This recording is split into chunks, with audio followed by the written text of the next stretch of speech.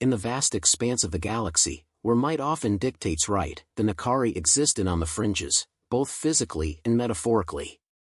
Their planet, lush with resources that could power fleets and sustain civilizations, was a jewel among barren worlds.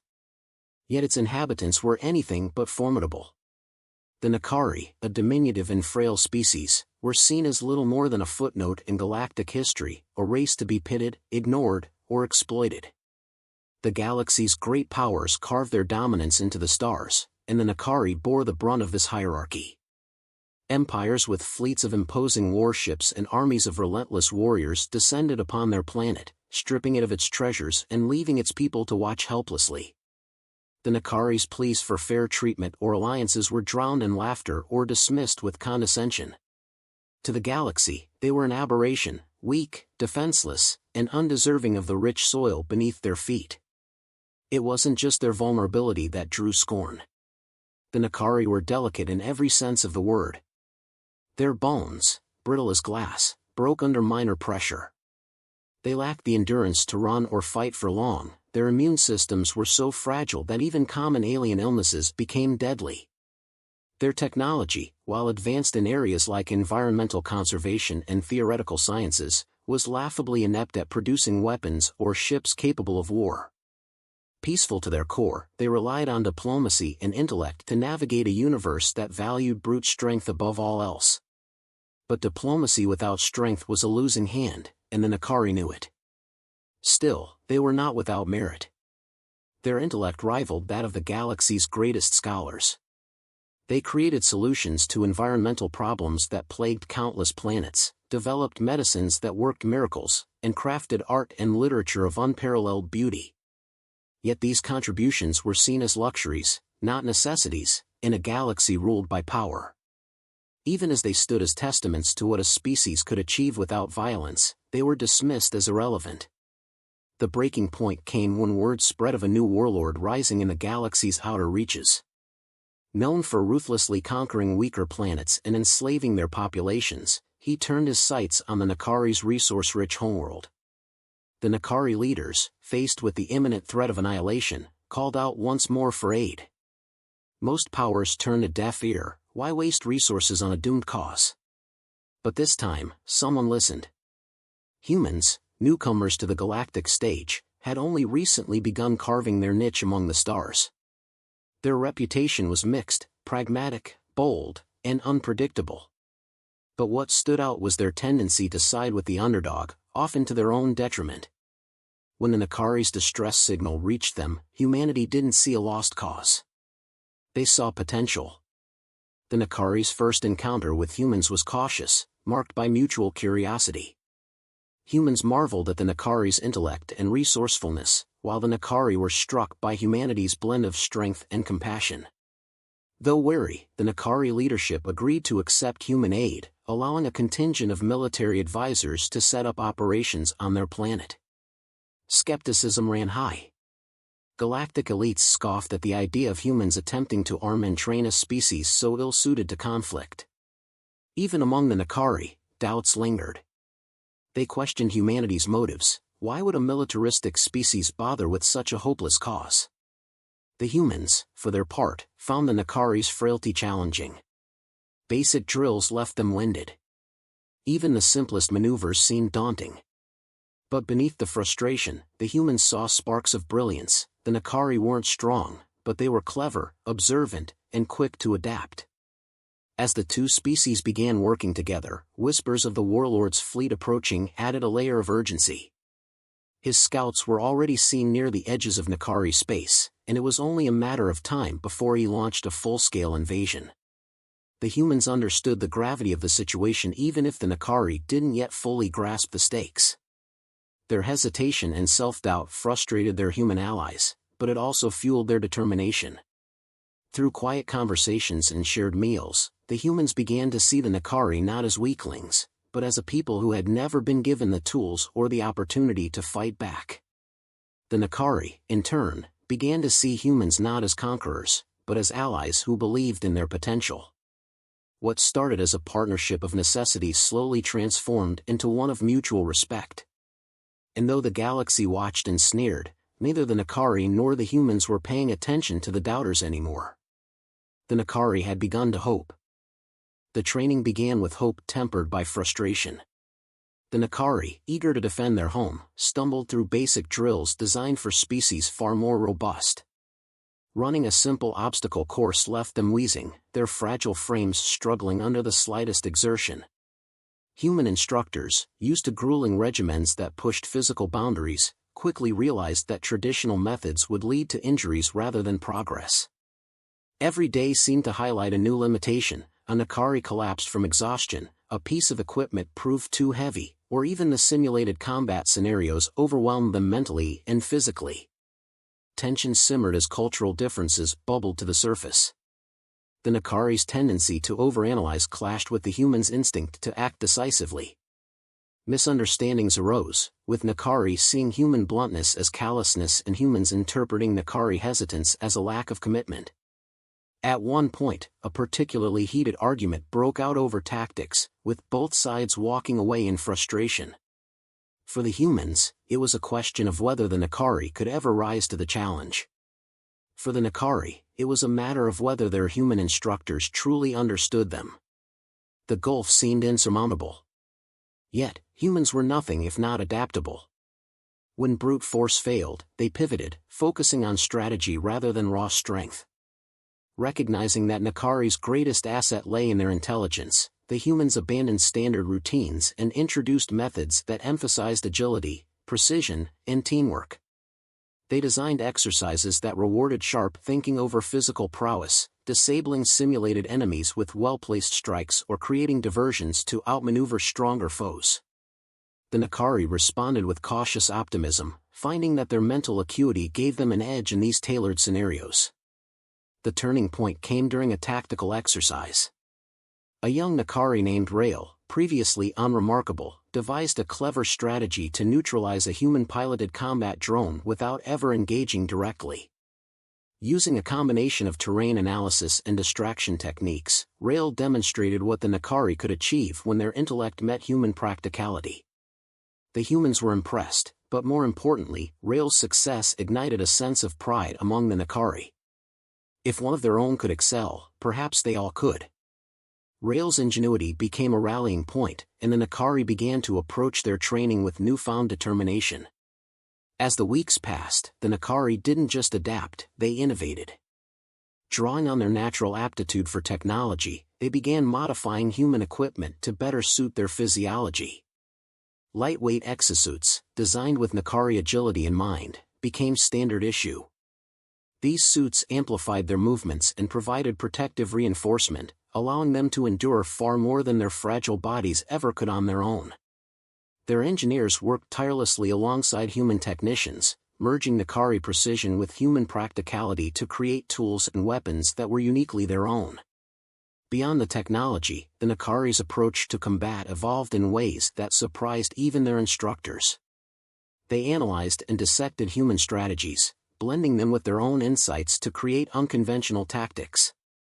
They began to excel in scenarios that relied on misdirection, ambushes, and coordinated group efforts. While individually weak, they became a force to be reckoned with when operating as a unit.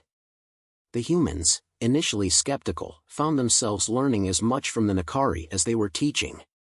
Amid the relentless pace of training, something else began to emerge: trust. The early tension gave way to camaraderie as humans and Nakari bonded over shared struggles. Late-night conversations over rations replaced arguments, and moments of laughter broke the monotony of grueling drills.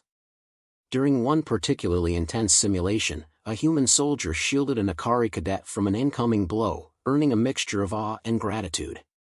That act of selflessness became a turning point, proving that their partnership wasn't just a necessity, it was genuine. The final breakthrough came during a large-scale exercise. Both humans and Nakari were tasked with neutralizing a simulated enemy base. It was their most ambitious test yet, requiring seamless coordination between the two groups. As the operation unfolded, the Nakari's strategic brilliance shone through. Using their lightweight armor and keen observational skills, they scouted enemy positions with unmatched efficiency, relaying critical information to their human counterparts. Together, they executed a flawless assault, achieving victory without a single simulated casualty. In the aftermath, as both sides celebrated, the bond between them felt unbreakable. What began as a shaky alliance had transformed into a true partnership. The Nakari were no longer the frail species humanity had met weeks ago. They had become something new, resilient, adaptive, and determined. And the humans, in turn, found their own resolve strengthened by the unwavering spirit of their Nakari allies. Both sides understood that their work was far from over, but for the first time, they felt ready to face whatever the galaxy might throw at them together. The first signs of trouble arrived as faint blips on the planetary sensors. Unmanned probes skimming the edges of Nakari space, their trajectories erratic yet deliberate. It wasn't long before the warlord's scouts appeared, small but heavily armed vessels testing the planet's defenses. The message was clear: a larger force loomed just beyond the horizon. The Nakari's time was running out. The humans, who had been tracking the warlord's movements for weeks, recognized these tactics instantly. They urged the Nakari to prepare. This was no routine incursion, these were the opening moves of an invasion. But where fear might have once paralyzed them, the Nakari now stood resolute. Their training, though far from complete, had instilled in them a newfound confidence. They wouldn't flee or surrender. They would fight. Preparation began immediately, blending human pragmatism with Nakari ingenuity. The Nakari, leveraging their intellect, meticulously analyzed the warlord's past campaigns. They identified patterns in his fleet's movements, noting weaknesses that could be exploited. Humans provided insight into their enemy's psychology, emphasizing the importance of unpredictability. Together, they devised a plan that would give the Nakari their best chance of survival. Defenses were bolstered with traps and ambush points hidden beneath the planet's dense forests and rocky outcroppings. The Nakari engineers worked tirelessly to optimize their weapons, ensuring precision and efficiency. Drones outfitted with Nakari-designed stealth technology patrolled the skies, providing real-time intelligence. Meanwhile, human advisors drilled the Nakari troops relentlessly, focusing on small-unit tactics that capitalized on their agility and coordination. When the enemy fleet finally arrived, it was a sight to behold: sleek, menacing ships bristling with weaponry, their sheer size enough to overwhelm most adversaries. But the Nakari didn't falter. From their hidden positions, they waited, nerves taut but minds sharp. The humans, stationed alongside them, gave quiet reassurances. They had prepared for this moment. Now it was time to prove themselves.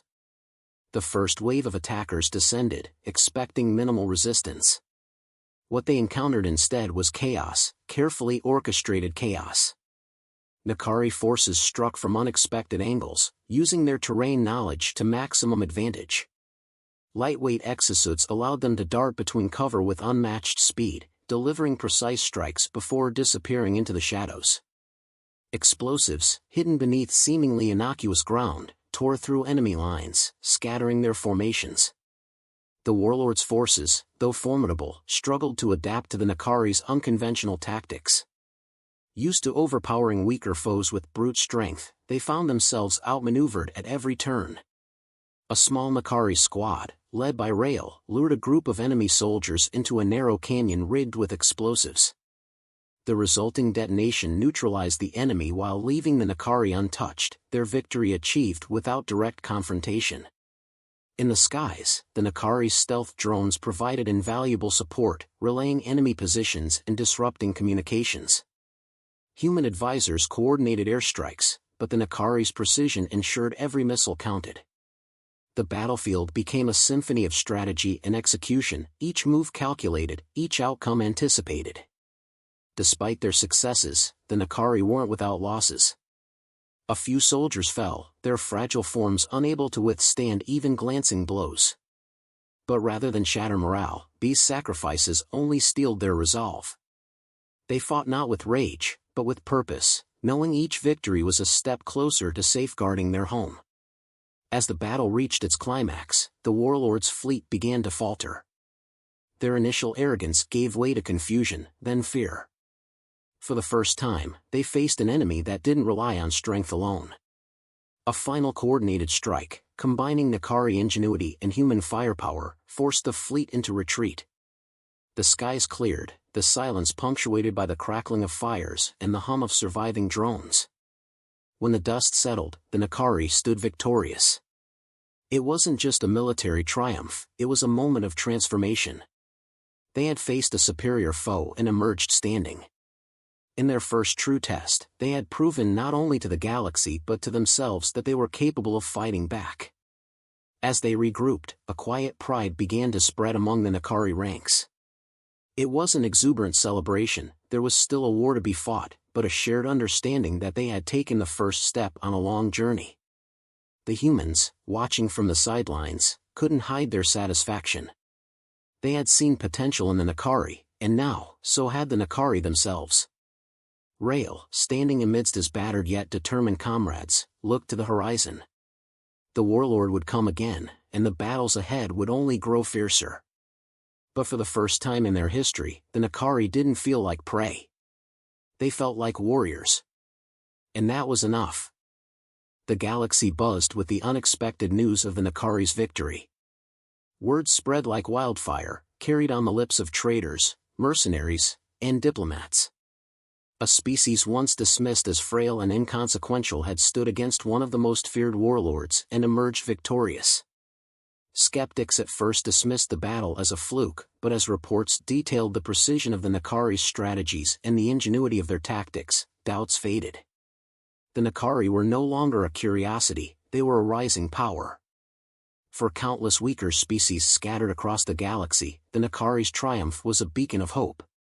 Races long oppressed or ignored saw themselves in the Nakari and began reaching out. They sought alliances, advice, and most importantly, inspiration. The Nakari, once the weakest race, were now symbols of resilience and ingenuity, proving that intelligence and unity could defy the mightiest oppressors. Within this changing tide, the Nakari and their human allies delved deeper into their partnership, refining and expanding their capabilities. Training intensified, shifting from survival to dominance. Humans shared every lesson from their own turbulent history of warfare, from ancient guerrilla strategies to modern battlefield innovations. Nakari leaders, now seasoned by their first taste of real combat, took these teachings and fused them with their own insights. The Nakari's strength lay not in brute force but in their ability to adapt. Their engineers, working side by side with human scientists, pushed the boundaries of technology. They perfected their lightweight exosuits, integrating adaptive camouflage systems and modular weaponry that could shift functions mid-battle. They developed swarm drones, each no larger than a hand, capable of overwhelming enemy systems with precision strikes. These innovations were not merely tools, they became extensions of the Nakari's strategic brilliance. Leadership also became a cornerstone of their evolution.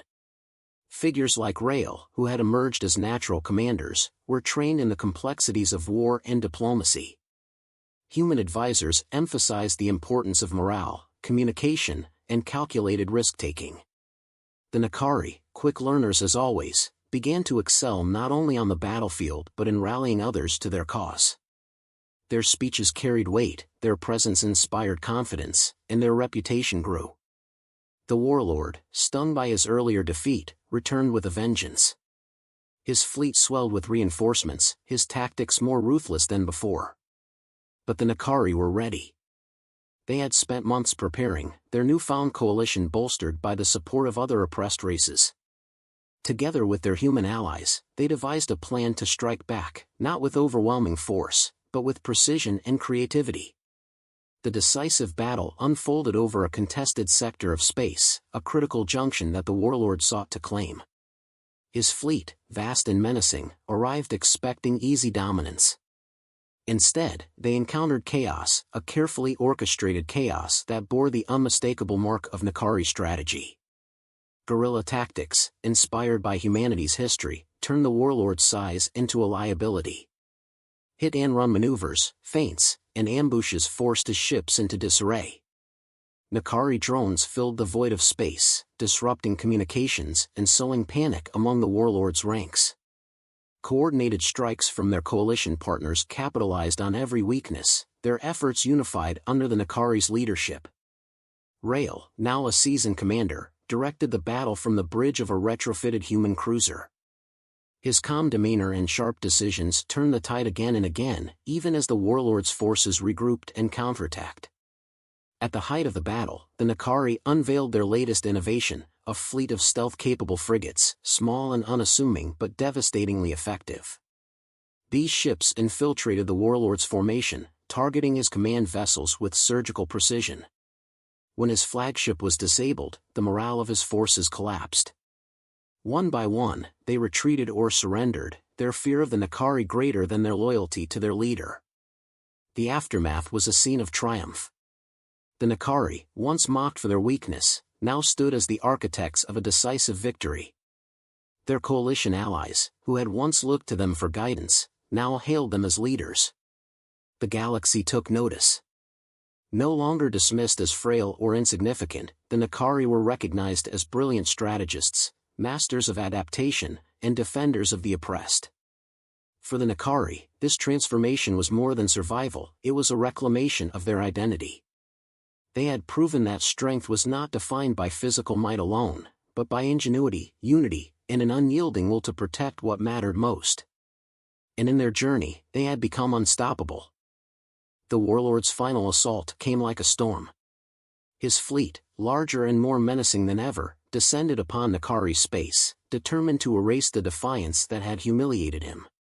This was no probing strike or battle of attrition, it was an attempt to crush the Nakari completely. The Nakari, however, were no longer the timid race that had once cowered in the shadows. They stood ready, their coalition stronger, their strategy sharper, and their resolve unbreakable. In the climactic showdown, the Nakari led the charge. Their fleet, a seamless blend of stealth frigates, swarm drones, and agile fighters, danced through the void, outmaneuvering the warlord's lumbering battleships. Every move was calculated, every strike purposeful. Rail, commanding from the flagship, coordinated with precision, his orders transforming the chaos of battle into a masterstroke of strategy. The warlord's forces, accustomed to overwhelming their enemies, found themselves encircled and systematically dismantled. The humans, true to their role as allies, provided critical support. Their advanced weaponry and tactical experience reinforced key moments of the battle, ensuring the Nakari could deliver the final blow. When the warlord's flagship fell under Nakari fire, his empire unraveled. The remnants of his fleet scattered, leaderless and defeated. The battle was won, and with it, the Nakari claimed a place among the galaxy's strongest. The warlord's downfall was not merely a victory for the Nakari, it was a turning point for the galaxy. Oppressed species, long resigned to their fate, saw in the Nakari a path to freedom. Under Nakari leadership, a coalition was formed, a pact between previously downtrodden races to ensure peace and mutual protection. The coalition's charter, penned by Nakari and human diplomats, emphasized unity, justice, and the rejection of tyranny. For the first time in galactic history, the weakest had become the protectors of the weak. The humans, recognizing the Nakari's self-reliance, began to take their leave. Their mission was complete, their allies no longer in need of constant guidance. The farewell was bittersweet, marked by quiet reflections and heartfelt exchanges. Rail, now a symbol of Nakari's strength, stood with his human mentors, thanking them for their wisdom and support. In turn, the humans acknowledged how much they had learned from the Nakari, their ingenuity, their unyielding spirit, and their ability to inspire hope in the darkest times. One poignant moment marked the farewell. A young Nakari, barely old enough to remember the days of oppression, saluted a departing human officer. It was a gesture of respect, one learned from their training, but it carried the weight of everything the Alliance had achieved. The humans left knowing they had not only helped shape the Nakari's future but had also been shaped by them in return. Years later, the story of the Nakari's rise became legend.